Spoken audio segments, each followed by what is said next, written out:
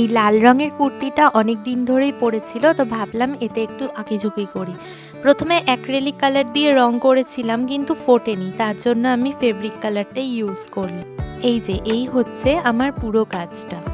তোমাদেরকে একটু কাছের থেকে দেখাই। এই দিকের যে কাজটা দেখছো এটা হচ্ছে আমি শালুক ফুল থেকে দেখে কাজটা আমার খুব ভালো লাগলো, আমি করার চেষ্টা করেছি। আমার মুখের অবস্থা খুবই খারাপ, জ্বর হয়েছে। আর এক দিকের কাজটা এটাও আমি প্রিন্টারেস্ট থেকেই নিয়েছি।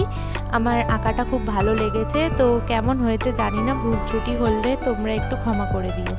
আর এটা যেহেতু আমার প্রথম কাজ, তো প্রথমবার আমি একটু ভুল করে ফেলেছি, এটা আমি একদম সাইডে করে ফেলেছি। তো যাকগে, তো এটা ঢাকা পড়ে যাবে, অতটা বোঝাও যাবে না। এর আগের ভিডিওটায় মা কালীর মূর্তি আঁকাটায় অনেকে সাবস্ক্রাইব করেছো, লাইক করেছো, তোমাদেরকে জানাই অসংখ্য ধন্যবাদ। আর তোমরা প্লিজ একটু কমেন্ট করে জানিও যে আমার ভিডিওগুলো কেমন হচ্ছে। দেখা হচ্ছে আবার পরবর্তী ভিডিও।